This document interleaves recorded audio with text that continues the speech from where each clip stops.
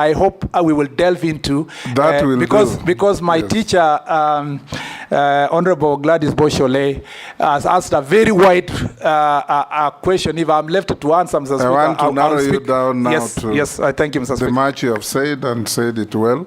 Majority Leader. Thank you, Honorable Speaker. Going forward now, we answer questions directly.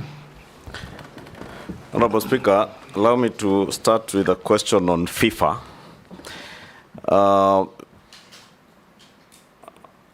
CS nominee FKF received a letter from FIFA in March threatening suspension following a litany of court cases bedeviling the Kenyan Federation. And to date, FKF has not held their AGM nor released an election roadmap. If you get the opportunity to serve in this ministry or don't want to hear what you intend to do, I do know you're a football fan, but the teams that you support are not Kenyan teams, at least the ones I see you online supporting. What will you do to make sure that our football gets back its glory and at least Kenyans can be watching our Premier League the way they watch the English Premier League? Two, you have clearly put out your report card for the time that you are the Ministry of Roads and Infrastructure.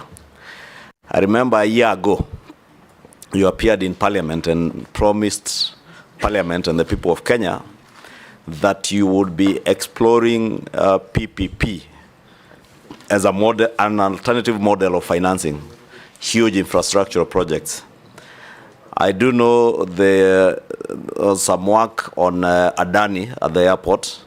Would want to hear whether this is the Kipchumba Murkomen who has been accused on social media of selling, in quotes, our airport. Did you or did you not sell our airport? And who did you sell to? Jeanette as well. Mr. Speaker. Yes. I have taken note that the CS nominee, last time we vetted him here under your chairmanship, and I've seen he has just come with the same suit that he came with that time. I have the picture with me here in my phone, Mr. Speaker. I was waiting for a different one. It's the same suit? The same suit and the same tie. I was looking for something else. Maybe that's his attire of luck. Yeah, that's what I'm seeing, Mr. Speaker. Maybe the people who live in the valleys of Elgeyo Marakwet told him, if you want to get approval, just take that suit and that tie. Yes. Anyway, Mr. Speaker, the question I want to ask him is that one is about this Ministry of Sports. I wanted to ask him that about protection and growth of local content. What measures will you take to protect Kenyan artists from plagiarism? Then how is the government going to assist local artists, local creatives in achieving 60% of content for local broadcast? How will you ensure that all Kenyans, including those who do not have access to TV, can consume our local content? How will you achieve that? And lastly, Waziri, from your previous office, please put it very clear to this committee. What is this matter of ADANI and Jomo Kenyatta Airport? When did you travel to India? Whom did you go? What is the content of the letter? Everything. We want to know whether the Jomo Kenyatta Airport is still Kenyan Airport or it is now Mumbai International Airport. Please. Yes, nominee. Mr. Chair, as a matter of fact, what... You either refer to me as chairman or speaker. I'm not a chair. I'm sitting on one. Yes, Mr. Speaker. Yes. The chairperson or chairman. Yes. Why don't you like chairperson, Mr. Speaker? Because you don't want to give room for agenda. Yes. Mr. Chairman. Yes. If I say this, I will offend you and other people. I am an ardent fan. Contrary to what Mr. Kimani Ichung'wah said, I am a serious fan of Gor Mahia. I used to. Does that offend me? Because You are a fan I suspect of you are Man U, I'm AFC. a fan of Arsenal. My local team is AFC. On a light note, I used to on Saturdays in the St. Patrick's High School, we used to be allowed to get out of school. So we used to sneak from Iten all the way to Eldred to watch Gor Mahia play KCC. And I was really used to be thrilled. So I've been a Gor Mahia fan for a long period of time. Besides that, in UK, I support Manchester, and in Spain, I support Real Madrid. Mr. Speaker, sports is for fun. And Mr. Speaker, I agree with Honorable Murkomen Chungwa. Those days when we used to support Gor Mahia, AFC, and all the other teams, Shabana, among others, KCC, we even used to know all the players, up to the reserve team. Now, Mr. Speaker, I don't even know our Gor Mahia players, who they are, even when they change. Why? Because the standard of football has gone down over time. It is a paradox because access to media has increased. Meanwhile, the accessing sports and publicity of sport and standard of sports has gone down. And therefore, Mr. Speaker, I agree with Honorable Murkomen Chungwa that the place that has to start is, Mr. Speaker, football, sports management, and for this purpose, FKF. Mr. Speaker, it is not right that for the last 8 years, you have an organization that has a leadership in office that has not been elected, but they are there in perpetuity, Mr. Speaker. Mr. Speaker, it's not just FKF, it's AK. AK has been there for 12 years without an election. Cricket Association, the same. Badminton, the same. Mr. Speaker, for swimming, the same. There is a problem, a serious problem, Mr. Speaker, when it comes to sports management in this country. And Mr. Speaker, what is also worse is that there is a collaboration. And unfortunately, as an officer of the court, I have to say this. There is a collaboration between these organizations and, Mr. Speaker, court orders.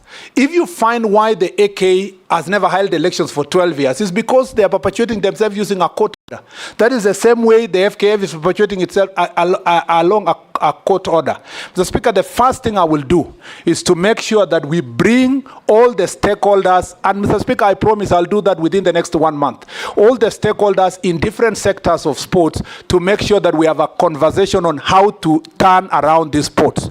Number two, Mr. Speaker, I would like, and I hope the Chief Justice is watching me, or even if she's not watching me, she'll be told.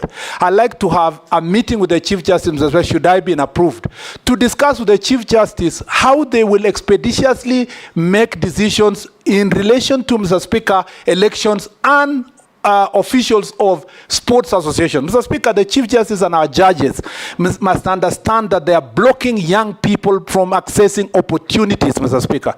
The third issue, Mr. Speaker, is that I am going to request those people who have served for more than 8 years in any federation, Mr. Speaker, to recuse themselves and give an opportunity to new people who have energy and vigor to be elected, Mr. Speaker, to make sure that they take over these associations. The last thing, Mr. Speaker, I'll say on that point is they will never recuse themselves. I know. Just restructure the constitution. I'm coming to the next one. Give them 2 terms, non-renewable. After 2 terms, 3 years, 4 years, they finish, they go. I was coming to that, Mr. Speaker. I was coming to the next issue. The next issue, Mr. Speaker, is that we will make sure that we will not finance any sports federation that, Mr. Speaker, is not following the Sports Act and does not do regular elections. Mr. Speaker, the other issue that we must deal with is that we cannot hide. Our sports federations cannot continue to hide, saying that the resources they get from FIFA or World Athletics Organization or International Badminton Organizations are not subject to auditing. We must audit that money, Mr. Speaker, and we will involve Ethics and Anti-Corruption Commission. We will involve DCI if it requires, Mr. Speaker. That money is given to Kenya, not for the association themselves. It's on behalf of the young people of Kenya, Mr. Speaker, and we must take them by the horns, Mr. Speaker. And I promise you, I am not an easy person to play with. I am going to go straight to these federations. I'm going to deal with these federations. And if they accept, if they want to, Mr. Speaker, to continue operating, they must accept to work with us. Lastly, Mr. Speaker, I'd like to say that to return our football and to return our sports, Mr. Speaker, back, we must also make sure that That football management is done well, but on the other side, we must also support the private sector. For example, Safaricom with Chapadimba, they're doing a very good job in identifying talent. We need to encourage other associations, other companies, Mr. Speaker, with tax rebates that are paid on time and transparently to make sure that we return private sector to be able to support our sports teams, Mr. Speaker. Mr. Speaker, I know there are many other issues on sports, but that was very specific to FIFA and the cases that are there. Mr. Speaker, as a matter of fact, Mr. Mwenda is my friend, Mwendwa, and Tuei is a person I know. I want these people to just believe in the people of Kenya and give a chance. You are confirmed. Yes. You are not being confirmed to go and work with friends. You are going confirmed to go and work for the people of Kenya. That's why I'm saying, Mr. Speaker, yes, they are my friends, but they need to know, Mr. Speaker, that time is up. The people of Kenya would like to have an organization that is being run in a proper manner and in an accountable manner. And they need to know one thing. Murkomen is not alone. Now I have an army behind me of young people. Mr. Speaker, they either voluntarily exit these positions and accept the changes that we need, or we greet them or occupy them, Mr. Speaker. This is that will be unlawful. Mr. Speaker. And we encourage you not to go that route. No, Mr. Speaker. If you are confirmed. No, not illegally. We will do it, Mr. Speaker, in a peaceful manner. Because, Mr. Speaker, we will follow Article 37 very carefully, Mr. Speaker, to make sure that this is achieved. Mr. Speaker, I want to say that on the PPP issue of the airport, PPP is a very important concept of developing our infrastructure. You know that, Mr. Speaker, as I said earlier, on the road of Rironi Mau Summit, already the previous government had committed itself on the PPP. Unfortunately, the contractor they worked with was not willing to ensure that there is no transfer of guarantee to the people of Kenya. That is the reason why we are terminating the contract. Otherwise, the road would have started if they had accepted not to transfer that burden to the people of Kenya. We are redoing that PPP because of that. Mr. Speaker, for the airport, I want to be very clear, Mr. Speaker, to the people of Kenya. I have not, and I do not have the capacity to enter into any PPP as a person, as a cabinet secretary. And I have not in any way sold the airport. Mr. Speaker, the truth of the matter is this. The president has said this publicly. The PCS has said this publicly. PPP, the people of Kenya need to be taken through the process of PPP. A PIIP proposal, which is the case of Jomo Kenyatta International Airport, that is privately initiated proposal. Mr. Speaker, which is part of PPP. Mr. Speaker, is not the first one. The first PIIP, Mr. Speaker, in this country was the expressway. The expressway was through a PIIP. The government evaluated it. They found a proper contractor. Now we have expressway with a contract period of 30 years, transferable back to the people of Kenya once the road is used and maintained. Mr. Speaker, the difference between the expressway and the airport is that there was a proposal. And this is not just one proposal. People keep coming with proposals. Some are serious, some are not serious. Some you invite them to come for meetings, they don't come. When a PIIP proposal has been done, the contracting authority, in this case Kenya Airports Authority, goes through a preliminary process of establishing the viability and the verifying the existence of the company, the capacity, and so forth. Once they do the preliminary process, Mr. Speaker, as the case is in Jomo Kenyatta International Airport, that process now moves to PPP committee, PPP's directorate in the ministry, in the treasury. That process has not even reached the treasury yet. What Kenya Airports Authority was to do is to first establish the relationship with the proponent. Now, they have reached a certain threshold now that they should be able now to do public participation and stakeholder engagement, after which they will send the report to PPP's committee. The PPP directorate will move it back to the contracting authority. The contracting authority will write to the ministry. The ministry, the cabinet secretary in charge of transport, when the time comes, will write to the attorney general. The attorney general will go through it, Mr. Speaker. If he agrees, also it is forwarded to the Treasury Minister. The Minister, if he agrees, you do a CAB memo. And you know, Mr. Speaker, you have worked in government. A CAB memo will be circulated to among the parties. It's tabled in the cabinet. And if the cabinet agrees, they pass it. So for someone to wake up one morning and say all such an elaborate process would have involved one individual, let alone even one agency. A PPP process is a collective process of government. And I want to assure the people of Kenya that your assets are safe. Jomo Kenyatta International Airport is safe. When this process advances, and I hope it advances, we will get to the level where we will make sure that the product that we get is going to benefit the people of Kenya. One thing I want to assure you, the first thing I did was to resolve the dispute that was there. There was a claim of 20 billion shillings hanging on KAA. Through negotiation and mediation, we made sure that we negotiated out and only we are paying 600 million shillings. Mr. Speaker, that now the airport is ready for investment, ready to receive investment, like other airports. Once we are done with that, Malindi, for example, where Honorable Baya comes from, Mr. Speaker, has got funding from Italian government, and we are able to get funding from Italian government to build a modern airport in Malindi. This is how we should move. If we succeed to get PPP in Jomo Kenyatta, and again, another thing I want to assure Kenyans, where the proponent will build the terminal is the only size of land, maybe 20, 30 acres. It's not 1,000 acres, the total acres of Jomo Kenyatta International Airport. It's only a small section that will be concessioned where the proponent will build the terminal. And we need it. Otherwise, if we don't need it, Mr. Speaker, if we don't do it, we will become, Mr. Speaker, the last in this region. Ethiopia has defeated us.